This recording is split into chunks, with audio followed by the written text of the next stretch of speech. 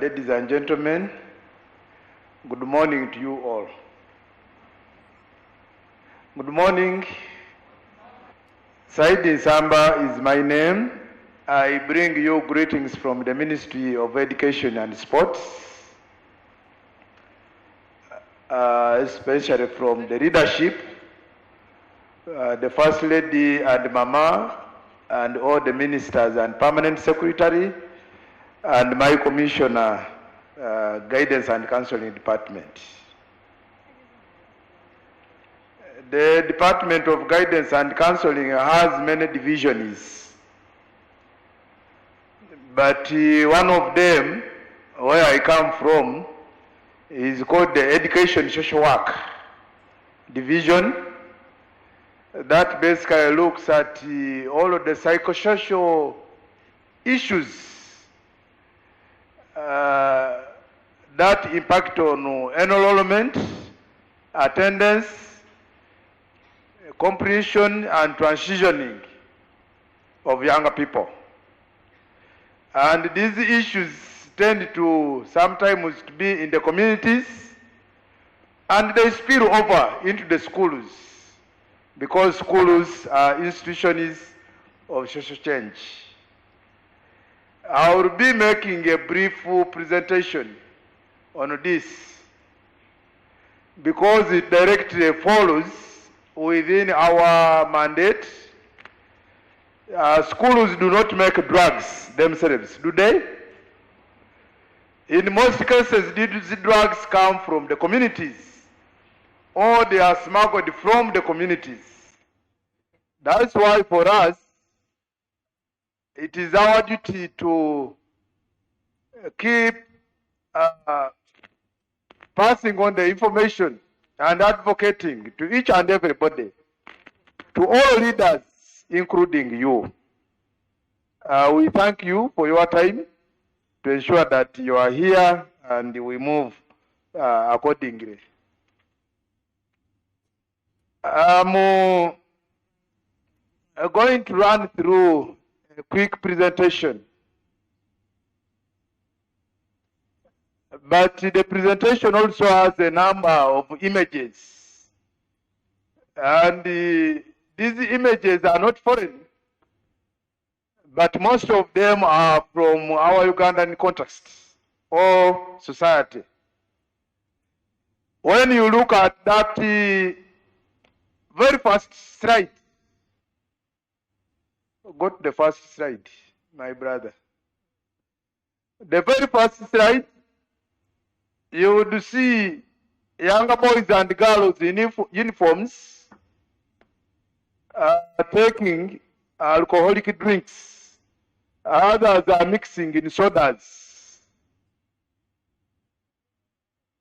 Ask your neighbor, have you ever witnessed this? Especially when we take students out, either for sports, co-curriculars, and other events, except this one, where people are at loose. They move without the strict eye of the teacher. They would do many things. The next one. When you look at the next slide, the next slide has 4 in 1. The first image is brought back, but also other substances that my colleagues talked about. Unfortunately, we are recording an increasing number of girls and younger women taking interest in drugs. Initially, it was a preserve for male learners. Now it has no boundaries, irrespective of your sex. The issue of drugs also has changed a lot. Initially, it was an urban issue. Now, schools, both urban and rural, they are really experiencing this. Last week, I was in Nsamba. There were several reports about drugs and substance use. Since Monday, I have been in Butaleja up to last evening. They were reporting cases of substance use among the learners that ideally would be concentrating on their books. I would quickly run through a number of things. The African Union in February of this year developed a strategy on education and well-being, health, education and well-being. And this statement easily captured my attention. Health and well-being of young people is closely linked to their ability to participate and attain in education. So you as student leaders gathered here today, and the patrons, you have a very big responsibility. One, because you are the ambassadors here, you are the MPs in the house, representing that constituency called your school, and we are saying health and well-being and education, they are linked. To what extent does your school, your activities and interventions try to bring out the components of health and well-being of learners? Before we go into the physics lesson, before we go into the history lesson, before we are given the beginning of term and the end of term assessment, is the health and well-being of those that we are representing, those that gave us mandate to be the leaders for this year. Is it being addressed? But also, there are a number of issues in communities. The lockdown exposed a lot of our nakedness. Many issues that younger people, those that you are leading as prefects, look at drugs as the solution to some of the challenges they are facing. And this tends to affect even their long-term lives. Could you mention some of the drugs that are common in your schools? Some 2-3 hands. Okay, in your communities, you wouldn't want to mention the school. Drugs that are common in the communities around the schools. Here we have one. You can even use the local names that are used there. Good morning. Morning. St. Peter Jonathan Trevor from Baptist High School. One of the common drugs around is cat, or you can call it mirror. Okay. Thank you. Mirror. We'll talk about why it is also called mirror. Mirror is something that young people are passionate about. Good morning, everyone. Morning. My name is Lubega Eric. And, Identify for me some 2 girls equally. Then we'll move away from that. I'm from St. Peter's, this is in Zambia, and the drug that is common, it was described, it's called cannabis. It's commonly known as Njaga. Cannabis, commonly known as Njaga. Yes, another one. Good morning, everyone. Good morning. My name is Nachimara Evelyn from Mount St. Henry's High School, Mukono. There is a drug called marijuana, though most people know it as marijuana. Marijuana. St. Henry, thank you. St. Henry's are my neighbors. I stay in Kabembe. Yes? Good morning, everyone. My name is Nasuna Catherine from Baptist High School. A drug I know from my community that is cigarettes. The vernacular name for it, Sigala. I think you know Sigala. Thank you very much, ladies and gentlemen. There are many drugs in our communities, but I expected somebody to mention some of the drugs that have come on board, or to mention some of the names. Paspalam is also now one of the drugs being used by young people, which is widely common in most schools. Paspalam. the local paspalum that you know. Cow dung is also used and smoked. Cow dung. Gray hair. Younger people are increasing looking at those people with the gray hair. And whenever they go to a saloon, that is something interesting. But also, as student leaders, as patrons, you need to know that they will not use the names we are mentioning. They will use fancy names. So you must have ears on the ground to be able to capture them.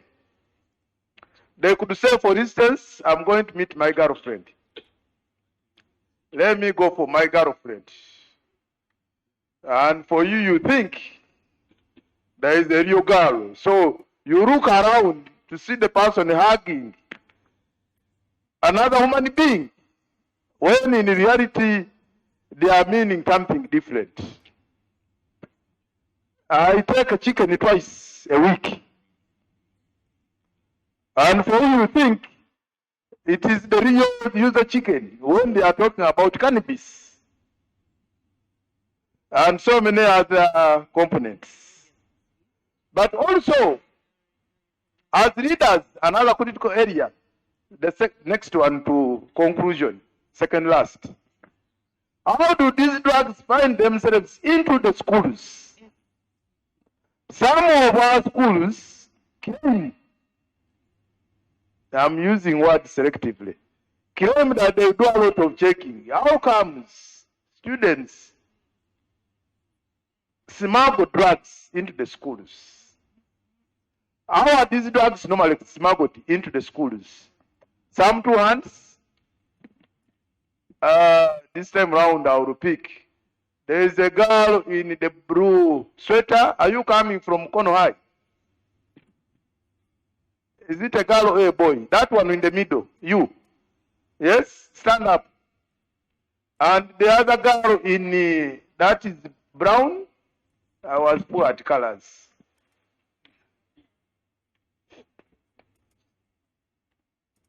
How are these drugs smuggled into schools?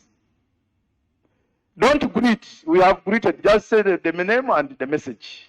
Yes, so my name is Chinara Joseph. I'm from Baptist High School.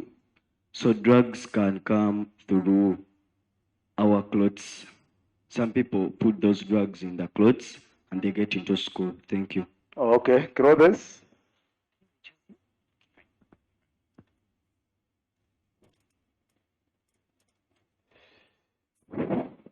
Yes, good morning. Morning to you. My name is Noela from Machinje SS.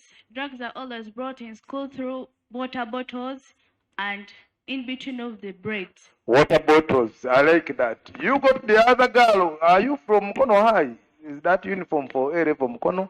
That one behind you. Good morning, everyone. I'm called Awol Patience from St. Peter's Secondary School, Namawojolo. St. Peter's Namawojolo. Okay.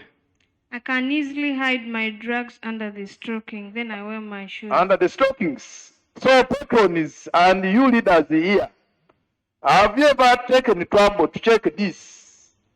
I see some schools. I know there are many. Just put up the hands because of the time factor.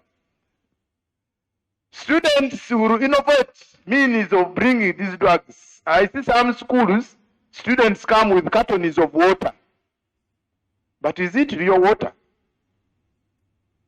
Have you ever taken trouble to check every bottle and confirm that it's real water? Because some spirits are like water.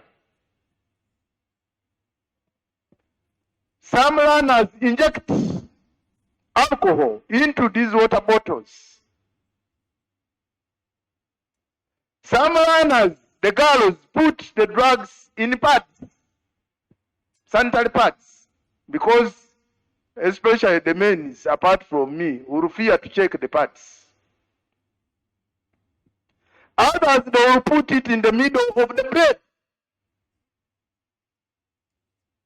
Others, they will put a hole in the mattress and fold the mattress.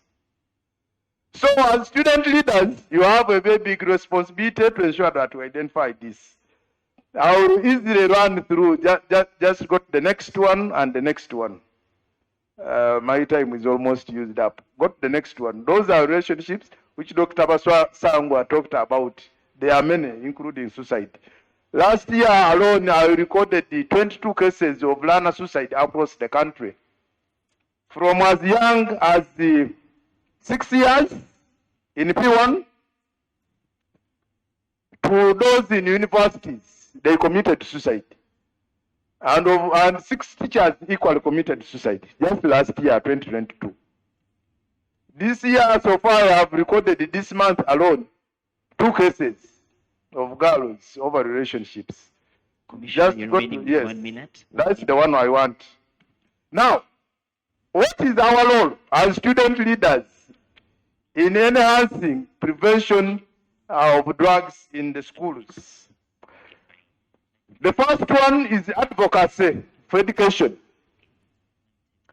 Not the youth education, drug prevention education. And it's on this note that I would like to thank our partners, Drugs Apana, and all the others, because you are supplementing government's effort. That's the mandate of the government. So you are complementing government's effort to ensure that this message reaches the younger people. The routine assemblies, if they are there, can we integrate aspects of advocating for drug prevention? Bring out now that you are being armed with the effects and so on.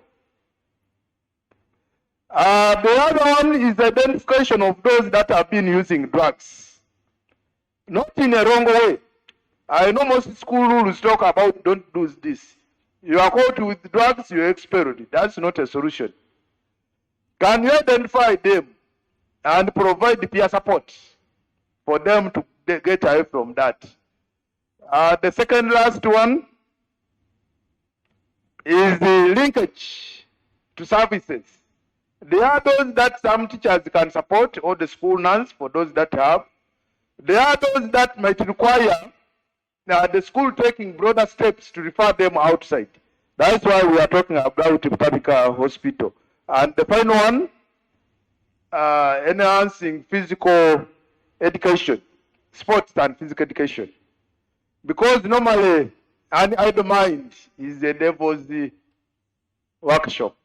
So if there is a lot of physical activities in the school, most of these children would not go into drugs, they would opt for that. Unfortunately, most schools have ball games only, but also even when you go there, there is no permanent netball pitch. They would carry the goals, put them when need arise, and take them away, unlike for the boys. Thank you very much. It is the responsibility of all of us to ensure that, one, we don't judge, two, we work with our colleagues' journey to get away from the drugs. We support emotional recovery. We create a conducive environment for our schools. We teach life skills, people to know why it's bad and not good.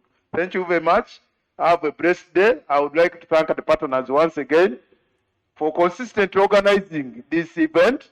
When I was coming, there were calls that can we take it regional? Support the government, take it regional. Say that we can have in Kulu, we can have elsewhere like that. Because it's a general concern across the country. Thank you very much. Thank For you God and so my much. country, Thank our you so children, much. our future, and our future, Thank you. our children. Thank you very, very much for that wonderful presentation.